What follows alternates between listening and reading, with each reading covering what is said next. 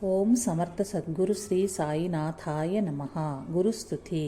ಭಕ್ತರ ಅನುಭವಗಳನ್ನು ಅನುಸರಿಸಿ ಗುರುವೆಂತಹ ಮಹಿಮಾನ್ವಿತರೆಂಬುದರ ಸ್ಮರಣೆಗೈಯುವುದೇ ಗುರುಸ್ತುತಿ. ಈ ಪ್ರಕಾರವಾಗಿ ಈ ಇಡೀ ಗ್ರಂಥವೇ ಗುರುಸ್ತುತಿ.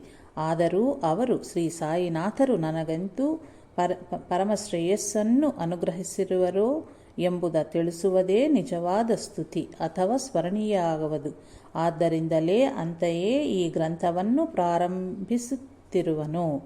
ನನ್ನ ಮಮತೆಯನ್ನು ಸೂರಗೊಂಡ ನನ್ನ ದೊಡ್ಡಣ್ಣನವರ ಎರಡನೆಯ ಮಗ 1955ರಲ್ಲಿ ನನ್ನ ಉಪನಯನದಿ ಅಕಸ್ಮಾತ್ತಾಗಿ ಅಸುನೀಗಿದನು.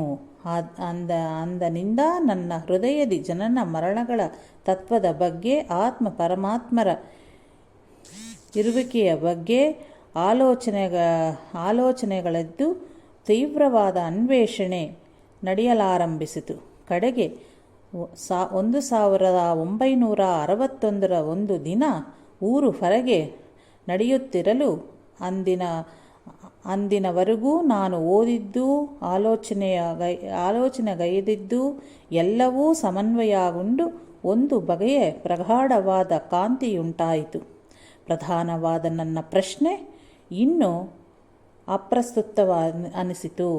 ಫೆಬ್ರವರಿ 1963ರಲ್ಲಿ ನನ್ನ ಎರಡನೆಯ ಅಣ್ಣನವರು ತಮಗೆ ಜೊತೆಯಾಗಿ ಶಿರಡಿಗೆ ಬಾರೆನ್ನಲು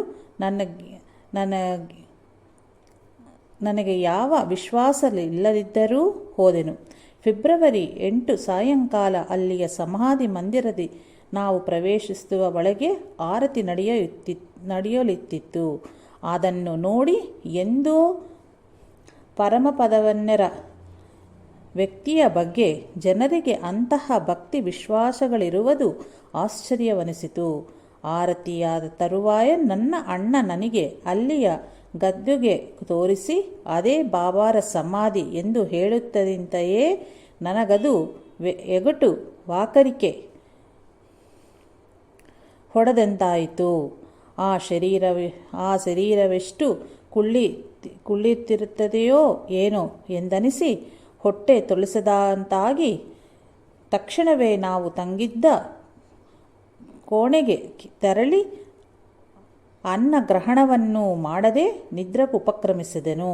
ಮುಂಜಾನೆ ತೀವ್ರವಾದ ಹಸಿವೆಯಿಂದ ಎಚ್ಚರಿಕಾಗಿ ಲಘುಬಗೆಯಿಂದ ಮದ್ರಾಸು ಹೋಟೆಲಿಗೆಂದು ಸಮಾಧಿ ಮಂದಿರವ ಬಳಸಿಕೊಂಡು ಹೋಗುತ್ತಿರಲು ಆರತಿ ಅಭಿಷೇಕ ಸಂಪೂರ್ಣಗೊಂಡಿರಬಹುದಾದ ಕಾರಣ ಅಲ್ಲಿ ಅರ್ಚಕರ ಬಿಟ್ಟು ಇನ್ಯಾರೂ ಇರಲಿಲ್ಲ. ಜೀವಕಳೆಯಿಂದ ತುಳುಕುತ್ತಾ ಇದ್ದ ಅಲ್ಲಿಯ ಅಮೃತ ಶಿಲೆ ವಿಗ್ರಹವನ್ನು ಮಾತ್ರ ಮತ್ತೊಮ್ಮೆ ನೋಡಬಯಸಿ ಮಂದಿರದಳು ಹೊಕ್ಕೆನು.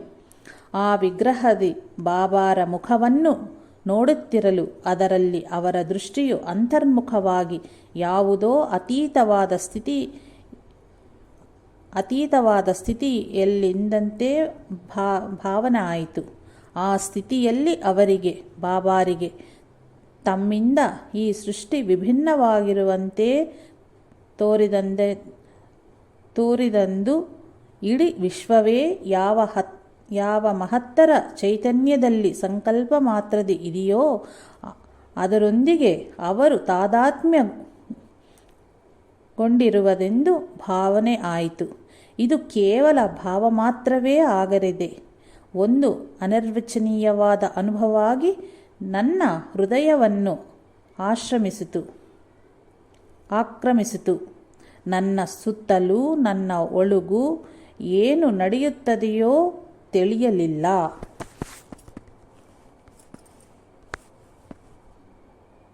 ಹಾಗೆ ಎಷ್ಟು ಸಮಯ ಸರಿಯಿತೋ ತಿಳಿಯಲಿಲ್ಲ. ಸ್ವಲ್ಪ ಹೊತ್ತಿಗೆ ಬೆಚ್ಚಿಬಿದ್ದು ಎದ್ದೆನು. ನನ್ನ ಅಣ್ಣನವರು ನನ್ನ ಭುಜ ತಟ್ಟಿ ಊಟಕ್ಕೆ ಬಾರಂದರು. ಆ ಸ್ಥಿತಿಯಲ್ಲಿ ಎಚ್ಚರಿಗೊಳ್ಳುವುದು ಬಹುಬಾಧೆ ಅನಿಸಿತು. ಸಮಯ ಎಷ್ಟೆಂದು ನೋಡಲು ನಾನಲ್ಲಿಗೆ ಬಂದು ಸುಮಾರು 5 ಗಂಟೆ ಕಾಲ ಆಗಿತ್ತು. ಅಷ್ಟು ಹೊತ್ತು ನಾನು ನಿಂತ ವಿಗ್ರಹವನ್ನು ನೋಡುತ್ತಾ ಇದ್ದನೆಂತ ಅಂದುಕೊಂಡೆನು. ಆದರೆ ಕೂತಿದ್ದೆನು. ಕಣ್ಣು ಮುಚ್ಚಿದವು. ಕಣ್ಣರಿನಿಂದ ಕಪೋಲಗಳು ತೊಯ್ದು ಹೋಗಿದ್ದವು.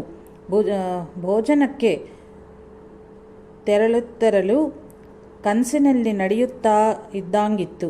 ಗಾಢ ನಿದ್ರೆಯಿಂದ ಎಬ್ಬಿಸಿದರೆ ಮತ್ತೆ ಮನಸ್ಸು ನಿದ್ರೆಯೊಳಗೆ ಹೊರಳಿದಂಥ ನನ್ನ ಮನಸ್ಸು ಅಪ್ರಯತ್ನಪೂರ್ವಕವಾಗಿಯೇ ನಿರಾಮಯಗೊಳಾಗುತ್ತಾ ಇತ್ತು.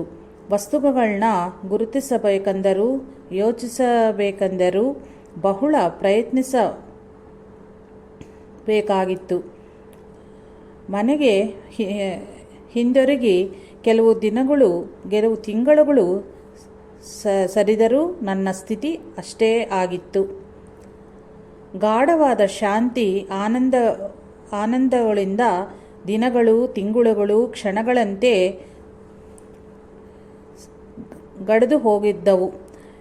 ಇಡೀ ಜಗತ್ತೇ ಚೈತನ್ಯವಾಗಿ ತೋರುತ್ತಿತ್ತು. ತತ್ಕಾರಣ ನನ್ನ ಉದ್ಯೋಗ ವಿಧಿಗಳಿಗೆ ಭಂಗ ಬರದಂಥ ಕೆಲವು ಆಟಗಳನ್ನು ಕಲಿತು ಆಡುತ್ತಾ ಇದ್ದೆನು. ನನ್ನ ಶರೀರ ತತ್ವದಲ್ಲಿಯೂ ಬಹಳಷ್ಟು ಮಾರ್ಪಾಡುಗಳು ಉಂಟಾದವು. ದೃಢವಾದ ಆರೋಗ್ಯ ಪ್ರಾಪ್ತವಾಯಿತು. ಎಷ್ಟು ತಿಂದರೆ ಅಷ್ಟು ಜೀರ್ಣವಾಗುತ್ತಾ ಇತ್ತು. ಏನೂ ತಿನ್ನದೇ ಇದ್ದರೂ ನೀರಸ, ಹಸಿವಿ ಆಗುತ್ತಾ ಇರಲಿಲ್ಲ. ಯಾವಾಗ ಮಲಗಿದರೂ ಗಾಢವಾಗಿ ನಿದ್ದೆ ಮಾಡುತ್ತಾ ಇದ್ದೆ. ನಿದ್ದೆ ಬರುತ್ತಾ ಇತ್ತು. ಕೆಲವು ದಿನಗಳು ನಿದ್ದೆ ಇಲ್ಲದೇ ಇದ್ದರೂ ಕಣ್ಣು ಉರಿಯಾಗಲಿ ಹಾಕಿಗಳಾಗಲಿ ಇರುತ್ತಾ ಇರಲಿಲ್ಲ. ಎಂತಹ ಆಧ್ಯಾತ್ಮಿಕವಾದ ಪ್ರಶ್ನೆ ಬಂದರೂ ಕ್ಷಣವೇ ಅದಕ್ಕೆ ಉತ್ತರ ಸ್ಫುರಣೆ ಆಗುತ್ತಾ ಇತ್ತು. ಯಾರನ್ನಾದರೂ ನೋಡಬೇಕಂತ ಅನಿಸಿದಲ್ಲೇ ಅವರೇ ಬೇಗ ಅಲ್ಲಿಗೆ ಬರುತ್ತಾ ಇದ್ದರು. ಇತರತರ ಬಗ್ಗೆ ಸಾಮಾನ್ಯವಾಗಿ ತಿಳಿಯಕ್ಕಾಗದ ಅಂಶಗಳು ಅಕಸ್ಮಾತ್ತಾಗಿ ನನ್ನ ಮನದಿ ಹೊಳೆಯುತ್ತಿದ್ದೆವು. ನನ್ನ ಪರಿಚಯಿತರೆಲ್ಲರೂ ನನ್ನ ಬಳಿ ಅವರಿಗೆ ಅತ್ಯಂತ ಶಾಂತಿ ಲಭಿಸುತ್ತಿದೆ ಅಂತ ಅನ್ನುತ್ತಿದ್ದರು. ಕ್ರಮಕ್ರಮವಾಗಿ ನನಗೆ ಅಯ್ಯೋ, ಬಾಬಾರನ್ನು ಸಶರೀರವಾಗಿ ನೋಡಲಾಗದೆ ಆಯಿತು. ಕನಿಷ್ಠ ಪಕ್ಷ ಈಗ ಸಶರೀರವಾದರ ಪೂರ್ಣ ಪುರುಷಗಳನ್ನ ಯಾರಾದರೂ ದರ್ಶಿಸಿದರೆ ಚೆನ್ನಾಗಿರುವುದು ಎಂದು ಭಾಸವಾಗಿತ್ತು. ಶಿರಡಿಗೆ ಮತ್ತೆ ತೆರಳಿದಾಗ ಬಾಬಾರನ್ನು ಅಂತನೇ ಪ್ರಾರ್ಥಿಸಿದೆನು. ಆಗನಿಂದಲೂ ಬಾಬಾ ಅವರು ನನ್ನ ಪ್ರಾರ್ಥನೆಯ ಮನ್ನಿಸ್ತಾ ಇರುವರು. ಅವರ ದಯದಿಂದ ಶ್ರೀ ರಂಗನ್ನ ಬಾಬು, ಶ್ರೀ ಪಾಕಲಪಾಟಿ ಗುರುವು, ಶ್ರೀ ರಾಕಾಡಿ ಬಾಬಾ, ಶ್ರೀ ಸತ್ಯಸಾಯಿ ಬಾಬಾ, ಶ್ರೀ ಮುಮ್ಮಡಿವರಂ ಬಾಲಯೋಗಿ, ಶ್ರೀ ಕಂಚಿ ಕಾಮಕೋಟಿ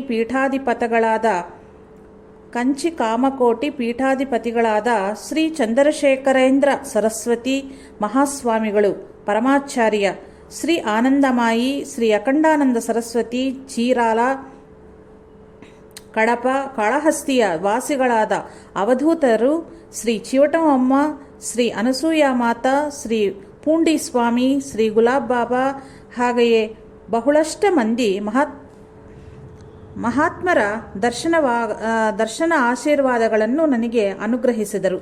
ವಿಶೇಷವೆಂದರೆ ಇವರಲ್ಲಿ ಪ್ರತಿಯೊಬ್ಬರೂ ನಾನು ಸಕಲ ಸಿದ್ಧ ಸ್ವರೂಪಿಯಾದ ಶ್ರೀ ಸಾಯಿನಾಥರನ್ನು ಸ್ಮರಿಸಿದ ಅನಂತರವೇ ತಮ್ಮ ವಿಶೇಷವಾದ ಕೃಷಿಯನ್ನು ನನ್ನ ಮೇಲೆ ತೋರಿಸಿದರು. ನಾನು ಉದ್ಯೋಗ ರೀತ್ಯ ವಿದ್ಯಾನಗರ್ ಬಂದು ಅದನಂತರ ನನಗಲ್ಲಿ ಸತ್ಸಂಗವನ್ನು ಪ್ರಸಾದಿಸೆಂದು ಪ್ರತಿದಿನವೂ ಬಾಬಾರನ್ನು ಪ್ರಾರ್ಥಿಸ್ತಾ ಇದ್ದೆನು. ಒಬ್ಬ ಕ್ರೈಸ್ತವ ವಿದ್ಯಾರ್ಥಿ ನಾನು ಸಾಯಿಬಾಬಾರನ್ನು ಪೂಜಿಸುವುದು ತಪ್ಪೆಂದು ವಾದಿಸುವರೆಂದರಿಗೆ ಚರ್ಚೆ ಪ್ರಾರಂಭವಾಗಿ ಕೆಲವು ದಿನಗಳು ಮುಂದುವರಿತು. ದಿನದಿನಕ್ಕೂ ಅದರಲ್ಲಿ ಪಾಲ್ಗೊಳ್ಳುವರ ಸಂಖ್ಯೆ ಹೆಚ್ಚುತ್ತಾ ಇದ್ದು ಒಂದು ಭಕ್ತ ಬೃಂದವಾಗಿ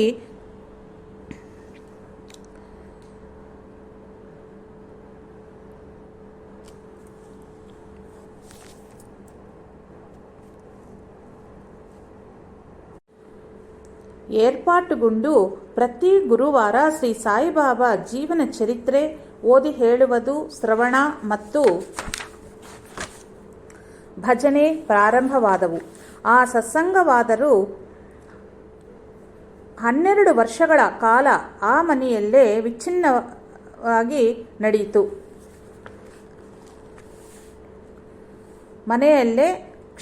ನಿರ್ವಿಘ್ನವಾಗಿ ನಡೀತು.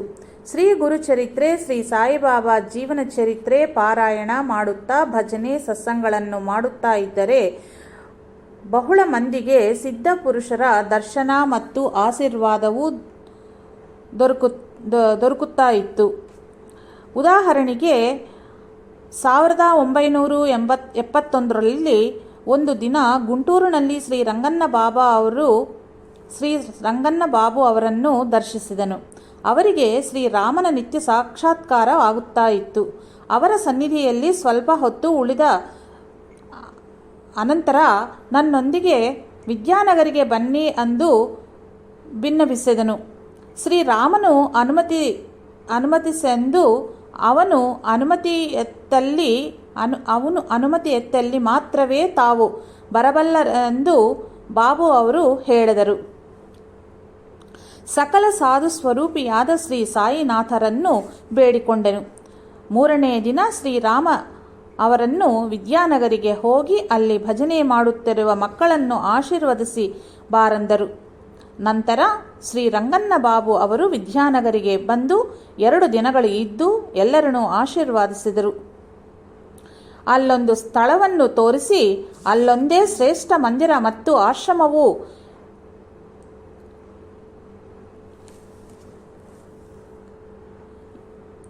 ಏರ್ಪಡುವಂದದು, ಅದನ್ನು ಬಹುಮಂದಿ ಮಹಾತ್ಮರು ದರ್ಶಿಸುವಂದರು. ಅಲ್ಲಿ ನಿರಂತರವಾಗಿ ಯಜ್ಞಾದಿಗಳು ನಡೆಯುತ್ತವೆಂದು ಬಾಬು ಅವರು ಹೇಳಿದರು. ಅವೆಲ್ಲವೂ ಈ ದಿನ ನಿಜವಾಗಿವೆ. ಮಂದಿರ ನಿರ್ಮಾಣವಾಗುತ್ತಿರಲು ಶ್ರೀ ಅವಧೂತ ವೆಂಕಯ್ಯ ಸ್ವಾಮಿಗಳು ತಾವಾಗಿ ಅಲ್ಲಿಗೆ ಬಂದು ಮಂದಿರದಲ್ಲಿ 3 ದಿನಗಳ ಇದ್ದು ವಿಗ್ರಹ ಪ್ರತಿಷ್ಠೆಗಂದು ನಿರ್ಮಿಸಿದ ವೇದಿಕೆಯ ಮೇಲೆ ತಮ್ಮ ಸದಾ ಪ್ರಜ್ವಲಿಸುವ ನಿತ್ಯಾಗ್ನಿಯನ್ನು ಪ್ರಜ್ವಲನೆಗೈದು ಅನುಗ್ರಹಿಸಿದರು. ಮಂದಿರ ಬಹಳ ಲೇಸಾಗಿದೆಯೆಂದು, ಚಿರಕಾಲ ಬಹು ಶ್ರೇಷ್ಠವಾಗಿ ಆರಾಧನೆಗಳು ನಡೆಯುತ್ತವೆಂದು, ತಾವು ಅಲ್ಲಿ 21 ಕೋಟಿಗಳ ಸಮರ್ಪಿಸದಲ್ಲಿ ಮ್ಯಾಲಿನವರು ದೇವತೆಗಳಾಗಲಿ ಅಥವಾ ಮಹಾತ್ಮರಾಗಲಿ ತಮ್ಮನ್ನು ಅಲ್ಲಿಂದ ಕದಲಗೂಡರೆಂದು ಹೇಳಿದರು.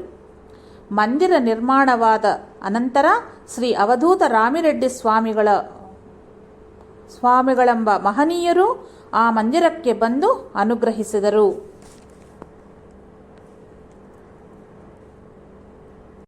ಶ್ರೀ ಸಾಯಿನಾಥರ ಅನುಗ್ರಹವ 1963ರಲ್ಲಿ ಮನಗಂಡ ನಂತರ ಅಲ್ಲಿವರೆಗೂ ಇದ್ದ ಭಗವಂತನಿರುವನೇ ಇಲ್ಲವೇ ಎಂಬ ಪ್ರಶ್ನೆಯು ಅಪ್ರಸ್ತುತವೆಂಬ ಭಾವ ನಿಶ್ಲೇಷವಾಗಿ ಭಗವಂತನಿರುವನೆಂಬ ನಿಶ್ಚಯ ದೃಢವಾಯಿತು. ಅಲ್ಲಿಯವರೆಗೂ ಅನ್ವೇಷಣೆಯ ಅಂಗವಾಗಿ ಓದಿದ ವಿಜ್ಞಾನಶಾಸ್ತ್ರಗಳೆಲ್ಲವೂ ಭಗವಂತ ನಿರುವನೆಂಬುದಕ್ಕೆ ನಿರೂಪಣವಾಯಿತು.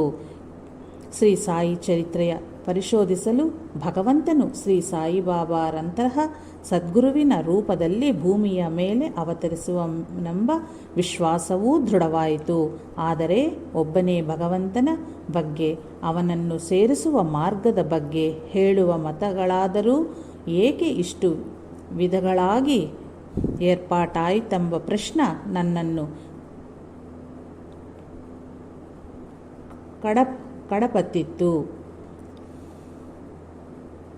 ಕಡಹತ್ತಿತ್ತು. ನಿಜವಾಗಿಯೂ ಮತಗಳಲ್ಲಿ ಭೇದವಿರುವುದೇ ಅಥವಾ ಅದು ಜನಗಳ ಅವಗಾಹನೆಯಲ್ಲಿಯ ಲೋಪವೇ ಎಂಬ ಈ ಸಂದೇಹವನ್ನು ತೆರೆಸಿಕೊಳ್ಳಲು ಹಿಂದೂ, ಬೌದ್ಧ, ಕ್ರೈಸ್ತ, ಇಸ್ಲಾಂ ತಾವು ಮತಗ್ರಂಥಗಳು ಮತ್ತು ಆಯಾ ಮತಗಳಲ್ಲಿ ಪೂರ್ಣ ಪುರುಷವಾಗಿ ರೂಪುಗೊಂಡ ಮಹಾತ್ಮರ ಚರಿತ್ರೆ ಮತ್ತು ಬೋಧಗಳ ಲಭ್ಯವಾದಷ್ಟು ಓದಿಸಾಗಿದನು. ಇನ್ನೊಂದೆಡೆ ಶ್ರೀ ಸಾಯಿ ಚರಿತ್ರ ಮತ್ತು ಅವರ ಶ್ರೀ ಸಾಯಿನಾಥರ ಬೋಧಗಳೇ ಸೇಕರಿಸುತ್ತಿದ್ದನು. ಸಾಧ್ಯವಾದಷ್ಟು ಮೇಲಿಂದ ಮೇಲೆ ಹೆಚ್ಚಿನ ಸಮಯ ಶಿರಡಿಯಲ್ಲಿದ್ದು ಶ್ರೀ ಸಾಯಿನಾಥರ ಬಹುಕಾಲ ಸಹಿವಾಗಿದ್ದು ಸೇವಿಸಿ ಧನ್ಯರಾದ ಶ್ರೀ ಮಾರ್ಥಾಂಡ್ ಮಹಲ್ಸಾಪತಿ, ಪಿಲಾಜಿ ಗುರುವರ ಕುಮಾರನಾದ ನಾನಾ ಸಾಹೇಬ್ ಬ್ರಾಸ್ನೆ, ಶ್ರೀ ಸಾಯಿ ಶರಣಾನಂದ, ಶ್ರೀ ಉದ್ಧವ ಮಹಾರಾಜ್ ದೇಶಪಾಂಡೆ, ಶ್ಯಾಮರ ಮಗ ಮೊದಲಾದವರೆಂದರಿಗೆ ಸಾಧ್ಯವಾದಷ್ಟು ಸಮಯವನ್ನು ವಿನಿಯೋಗಿಸಿದ್ದನು. ಶ್ರೀ ಸಾಯಿ ಚರಿತ್ರೆಯಲ್ಲಿನ ಪ್ರತಿ ಅಂಶವನ್ನು ಇಂತಹವರೊಂದಿಗೆ ಇದ್ದು ಅವರಿಂದಲೇ ತಿಳಿದುಕೊಳ್ಳುತ್ತಿದ್ದೆನು. ಶಿರಡಿಯಲ್ಲಿ 30 ವರ್ಷಗಳಿಂದಲೂ ಹೆಚ್ಚು ಕಾಲದಿಂದ ವಾಸವಾಗಿದ್ದ ಶ್ರೀ ಶಿವನೇಶನ್ ಸ್ವಾಮಿಯವರು ಬೇರೆ ಬೇರೆ ಭಾಷೆಗಳಲ್ಲಿರುವ ಶ್ರೀ ಸಾಯಿನಾಥರ ಬಗೆಗಿನ ಗ್ರಂಥಗಳ ಪತ್ರಿಕೆಗಳಲ್ಲಿಯ ಬರೆಹಗಳನ್ನು ಅತ್ಯಂತ ಸಹನದಿಂದ ಓದಿ ಹೇಳುತ್ತಾ ಇದ್ದರು. ಬೇರೆ ಬೇರೆ ಪ್ರಾಂತ್ಯಗಳಿಂದ ಶ್ರೀ ಸಾಯಿನಾಥರನ್ನು ಪ್ರತ್ಯಕ್ಷವಾಗಿ ಸೇವಿಸಿದ ಕುಟುಂಬಗಳ ಅವರು ಶಿರಡಿಗೆ ಬಂದಾಗಲ ಪರಿಚಯ ಮಾಡಿಸಿ ಅವರಿನಿಂದ ವಿಶೇಷ ಅಂಶಗಳ ಸೇಕರಿಸುವ ಅವಕಾಶ ಕಲ್ಪಿಸಿದ್ದರು. ಅವರ ಸಲಹೆಯ ಮೇರೆಗೆ ಪುಣೆ, ನಾಗಪುರ್ ನಗರಗಳಿರುವ ಇಂತಹ ಕುಟುಂಬಗಳಿಂದ ವಿಶೇಷ ವಿಚಾರಗಳು ಸೇಕರಣೆ ಮಾಡುತ್ತಾ ಇದ್ದೆನು.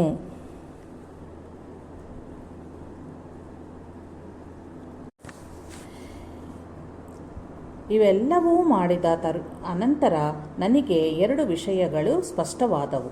ಈ 5 ಮತಗಳಲ್ಲಿಯೂ ನನಗೆ ತಿಳಿದಂತೆ ಶ್ರೀ ಸಾಯಿಬಾಬಾರಂತಹ ಅವತಾರ ಇಲ್ಲಿವರೆಗೂ ಬಂದಿಲ್ಲ. ಆತ್ಮಜ್ಞಾನವ ಹೊಂದಲು ಪೂರ್ಣನಾದ ಮಹನೀಯ ದೊರಕಬೇಕು. ಅವರ ಕೃಪೆಗೆ ಅರ್ಹರಾಗಬೇಕು ಸಾಧಕರು. ನಮ್ಮ ಮಾನವ ಜನ್ಮ ಸಂಸಾರಕ್ಕೆ ಅನುಗುಣವಾದ ಸಾಧನಾ ಮಾರ್ಗ ಲಭಿಸಬೇಕು. ಅದಕ್ಕಾಗಿ ಬಹಳಷ್ಟು ಅರಸ್ತುತ ಸಂಚರಿಸಿ ಈ 3ರಲ್ಲಿ ಒಂದಾದರೂ ಸಮಕೂಡಬೇಕೆಂದರೆ ಅತ್ಯಂತ ಕಷ್ಟವೆಂದು ತಿಳಿದುಕೊಂಡೆನು. ಈ ಕಲಿಯುಗದಲ್ಲಿ ಬಹಳ ಮಂದಿ ಆತ್ಮಜ್ಞಾನವೇ ಇಲ್ಲದಿದ್ದರೂ ಜ್ಞಾನೋಪದೇಶ ಮಾಡುತ್ತಲೂ ಶಿಷ್ಯರನ್ನು ಸೇಕರಿಸಿ ಧನ ಕೀರ್ತಿಗಳ ಸಾಧಿಸಿಕೊಳ್ಳರನಿಸಿರುವರೆಂದು ಪುರಾಣಗಳು, ಭರ್ತೃಹರಿ, ಯೋಗಿ ವೇಮನರಂತಹ ಮಹಾಯೋಗಿಗಳು ಹೇಳಿದ್ದು ನಗ್ನ ಸತ್ಯವೇ ಹೌದು. ಶ್ರೀಕೃಷ್ಣನ ಕಾಲದಲ್ಲಿ ತಾನೇ ಅವತಾರ ಪುರುಷನೆಂದು ಹೇಳಿಕೊಂಡ ಪೌಂಡರೀಕ ವಾಸುದೇವನಿಂದಾರಭ್ಯ ಇಂತಹ ಕಳೆಗಿಡಗಳು ತಾವರ ಗಿಡದ ಎಲೆಗಳಂತೆ ಹಾರಾಡುತ್ತಾ ಬೆಳೆಯುತ್ತವೆ. ಜನರು ಇವರನ್ನು ನಂಬಿ ಇಹ ಮತ್ತು ಪರಗಳಲ್ಲಿಯೂ ಭ್ರಷ್ಟರಾಗುವುದಂತಕ್ಕಿಂತಲೂ ನಾಸ್ತಿಕವಾದರೂ ಮೇಲನಿಸಿತು. ನಿಜವಾದ ಪೂರ್ಣ ಪುರುಷವನ್ನು ಸಾಮಾನ್ಯರು ಗುರುತಿಸಿ ಆಶ್ರಯಿಸಿ ಉದ್ಧಾರಿಸಲ್ಪಡುವ ಮಾರ್ಗ ಬೇಕು. ಅದನ್ನು ಶ್ರೀ ಸಾಯಿನಾಥರೇ ತಮ್ಮ ವಿಶೇಷವಾದ ರೀತಿಯಲ್ಲಿ ಅರುಹಿರುವರು.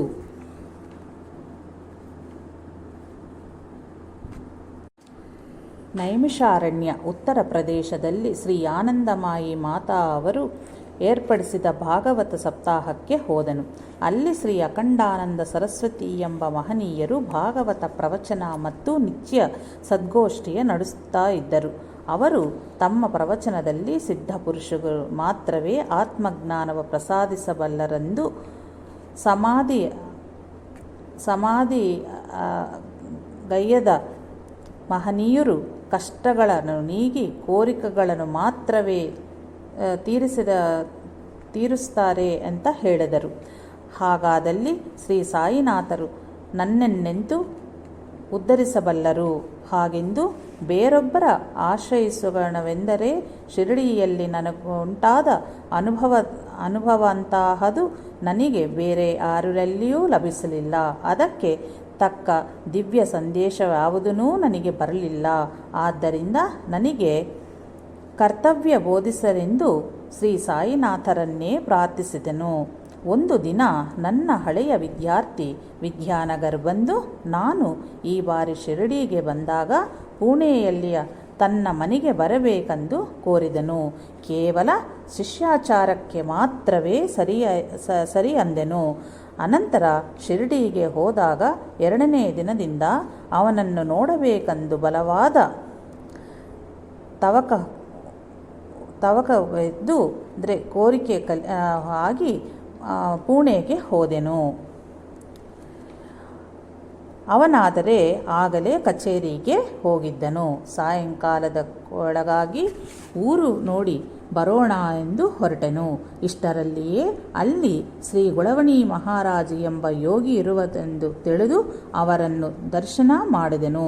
ಆ ವೃದ್ಧರು ನನ್ನನ್ನು ನೋಡಿ ಓ ಸಾಯಿಬಾಬಾ ಕಾ ಬೇಟಾ ಎಂದು ಸಂಬೋಧಿಸಿ ಕರೆದರು. ಅನಂತರ ನನ್ನ ಸಂದೇಹ ಕೇಳಿ ಶ್ರೀ ಸಾಯಿನಾಥರ ವಿಷಯದಲ್ಲಿ ಅಂತಹ ಅನುಮಾನದ ಅವಶ್ಯವೂ ಇಲ್ಲ.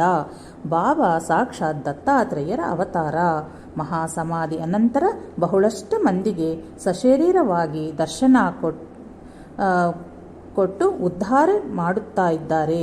ನೀನು ನಡೆಯುತ್ತಿರುವ ದಾರಿ ಒಳ್ಳೆಯದೇ ಹೌದು, ಆ ಮಾರ್ಗದಲ್ಲೇ ಮುಂದೆ ಹೋಗು ಎಂದರು. ಶ್ರೀ ಸಾಯಿ ಕುಶಾಭಾವುನಿಂದ ಶ್ರೀ ಗುರುಚರಿತ್ರೆಯನ್ನು 108 ಬಾರಿ ಪಾರಾಯಣ ಮಾಡಿಸಿರುವರೆಂದು ತಿಳಿದು ಅನಂತರ ಆ ಗ್ರಂಥವ ಓದಬೇಕನಿಸಿತು. ಆದರೆ ನನಗೆ ಮರಾಠಿ ಬರದೆಂದು ಅವರಿಗೆ ಅರುಹಿದೆನು.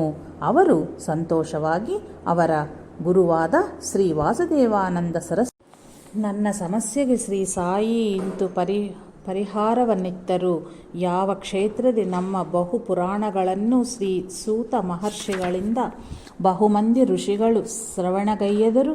ಅಂತಹ ನೈಮಿಷಾರಣ್ಯದಲ್ಲಿ ಶ್ರೀ ಆನಂದಮಾಯಿ ಮಾತೆಯಂತಹ ಬ್ರಹ್ಮಜ್ಞಾನಿಯ ಸನ್ನಿಧಿಯಲ್ಲಿ ಶ್ರೀ ಭಾಗವತ ಪಾರಾಯಣದ ಮೂಲಕ ಶ್ರೀಕೃಷ್ಣ ಸಾಕ್ಷಾತ್ಕಾರ ಹೊಂದಿರುವ ಶ್ರೀ ಅಖಂಡಾನಂದ ಸರಸ್ವತಿ ಹೇಳಿದ್ದರಂದ ಆಧ್ಯಾತ್ಮಿಕ ಜೀವನಕ್ಕೆ ಮೂಲವಾದ ಪ್ರಶ್ನೆಯ ನನ್ನಲ್ಲಿ ಜಾಗೃತಿಗೊಳಿಸಿ ಮತ್ತೆ ಕೆಲವು ವರ್ಷಗಳ ಅನಂತರ ನನ್ನನ್ನು ಶಿರ್ಡಿಯಿಂದ ಪುಣೆಗೆ ಕಳುಹಿಸಿ ಶ್ರೀ ಗುಳವಣಿ ಮಹಾರಾಜ್ ಮತ್ತು ಶ್ರೀ ಆನಂದಮಾಯಿ ಮಾತರ ದರ್ಶನೆ ಶ್ರೀ ಗುರುಚರಿತ್ರೆಯ ಪ್ರಸಾದಿಸಿ ಶ್ರೀ ಸಾಯಿ ನನ್ನನುಗ್ರಹಿಸಿದರು.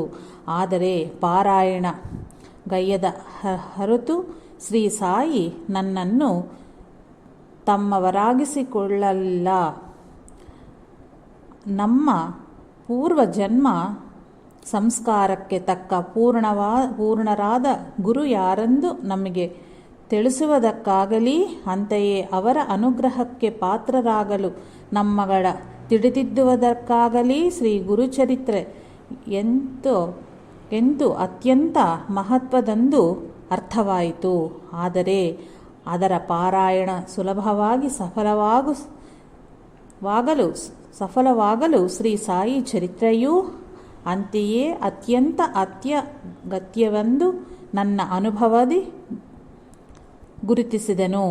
ಶ್ರೀ ಗುರುಚರಿತ್ರೆಯಲ್ಲಿ ನಾಮಧಾರಕನೆಂಬ ಭಕ್ತನು ಸದ್ಗುರುವಿನ ಲೀಲೆಗಳ ಶ್ರವಣ ಮಾಡಿ ಕೇಳಿ ಅವರ ಅನುಗ್ರಹಕ್ಕಾಗಿ ತಪಿಸುತ್ತಿರಲು ಅವನಿಗೆ ಕನಸಿನಲ್ಲಿ ಶ್ರೀ ಗುರು ದರ್ಶನವಿತ್ತರು. ಅವನು ನಿದ್ದೆಯಿಂದ ಜಾಗೃತನಾಗಿ ಮೇಲ್ಕೊಳ್ಳುತ್ತಲೇ ಸರಿಯಾಗಿ ಅದೇ ರೂಪದಲ್ಲಿಯೇ ಸಿದ್ಧಯೋಗಿ ಎಂಬ ಅವಧೂತ ದರ್ಶನವಿತ್ತು ಶ್ರೀ ಗುರುಚರಿತ್ರೆಯ ಶ್ರವಣ ಮಾಡಿಸಿ ನಾಮಧಾರಕನ ಕೃತಕೃತ್ಯನಾಗಿಸಿದರು. ಅದನ್ನು ಪ್ರಪಂಚಕ್ಕೆ ನೀಡದೆಂದು ಆದೇಶಿಸಿದರು. ಶ್ರೀ ಜಿಡ್ಡು ಕೃಷ್ಣಮೂರ್ತಿಯವರು ಹೇಳಿದಂತೆ ನಾವು ಅಜ್ಞಾನರಾದ ಕಾರಣ ಗುರುವಿನ ವಿಷಯದಲ್ಲಿಯೂ ನಮ್ಮ ನಿರ್ಣಯವು ಲೋಪಭೂಯಿಷ್ಠವಾಗಿಯೇ ಇರುತ್ತದೆ. ಆದ್ದರಿಂದ ನಾವಾಗಿಯೇ ಗುರುವನ್ನು ಆಯ್ದುಕೊಂಡಲ್ಲಿ ಜ್ಞಾನವಿಲ್ಲದವರನ್ನೇ ಆರಿಸಿಕೊಳ್ಳಲೆವು. ಪೂರ್ವ ಪುಣ್ಯ ಸಂಯೋಗದಿಂದ ಮಹಾತ್ಮರ ದರ್ಶನವಾದರೂ ಅವರನ್ನು ಗುರುವಾಗಿ ಆಶ್ರಯಿಸಲಾರವು. ಅವರು ನಮ್ಮ ಪೂರ್ವ ಜನ್ಮ ಸಂಸ್ಕಾರಕ್ಕೆ ಸರಿಹೊಂದದಾಗಿರಬೇಕು ಅಲ್ಲವೇ? ಅವರು ತೋರುವ ಮಾರ್ಗ ನಮ್ಮ ಸಂಸ್ಕಾರಕ್ಕೆ ಸಮಕೂಡಬೇಕು. ಇವೆಲ್ಲ ಸರಿಹೊಂದಿದರೂ ಅವರ ಅನುಗ್ರಹ ಪಡೆಯಬೇಕಾದಲ್ಲಿ ಅವರನ್ನಂತೂ ಸೇವಿಸಬೇಕು, ಆಶ್ರಯಿಸಬೇಕು, ತಿಳಿದಿರಬೇಕು. ಅದಕ್ಕೆ ಅತ್ಯಂತ ಹೃದಯ ಪರಿಪಕ್ವತೆ ಇರಬೇಕು. ಆದ್ದರಿಂದ ಈ ಕಲಿಯುಗದಲ್ಲಿ ಗುರುವನ್ನು ನಮ್ಮಷ್ಟಕ್ಕ ನಾವೇ ಆರಿಸಿಕೊಳ್ಳದೆ ಶ್ರೀ ಗುರುಚರಿತ್ರೆಯ ಪಾರಾಯಣಗೈದಲ್ಲಿ ತಕ್ಕ ಸಂಸ್ಕಾರವೇ ಪಡುವುದು. ಆಗಲೇ ಭಗವಂತನೇ ನಮ್ಮ ಸಂಸ್ಕಾರಕ್ಕೆ ಸರಿಹೊಂದುವ ಗುರುವನ್ನು ತೋರುವನು. ಈ ಮಾರ್ಗದಲ್ಲಿಯೇ ಶ್ರೀ ವಾಸುದೇವಾನಂದ ಸರಸ್ವತಿ ಸ್ವಾಮಿಯಂಥವರು ಬಹುಮಂದಿ ಪೂರ್ಣ ಪುರುಷರಾದರು, ಆತ್ಮಜ್ಞಾನ ಹೊಂದಿ ಸಿದ್ಧರಾದರು. ಶ್ರೀ ಗುರುಚರಿತ್ರೆಯೂ ಇದಕ್ಕೆ ಉಪಕರಿಸುವುದೆಂದು ಈ ಗ್ರಂಥದಿ ಒಬ್ಬರ ಅನುಭವ ತಿಳಿಸುತ್ತದೆ.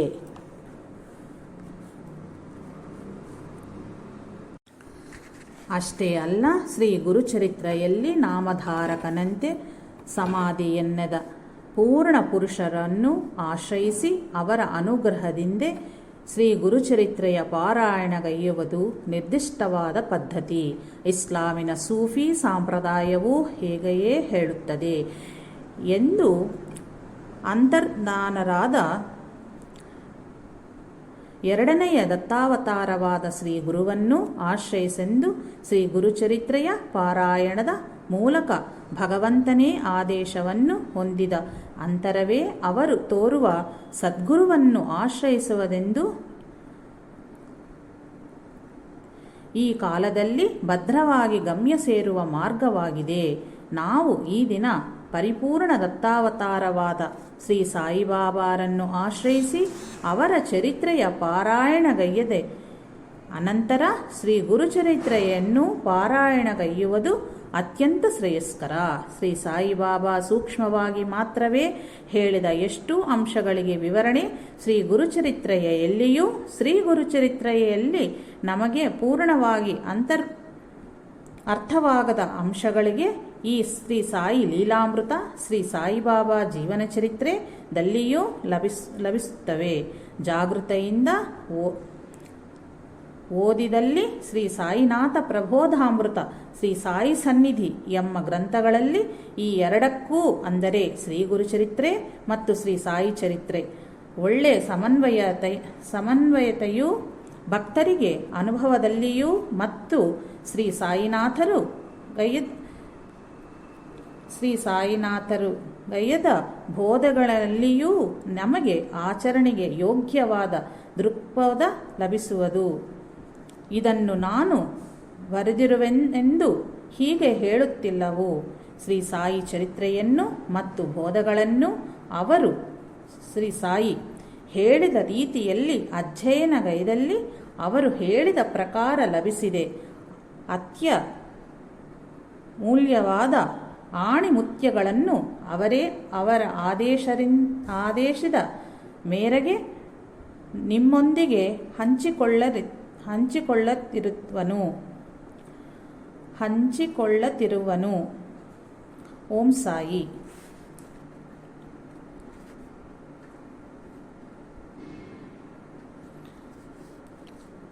ಆಣಿಮುತ್ಯಗಳನ್ನು ಅವರ ಆದೇಶದ ಮೇರೆಗೆ ನಿಮ್ಮೊಂದಿಗೆ ಹಂಚಿಕೊಳ್ಳುತ್ತಾ ಇದ್ದೀನಿ.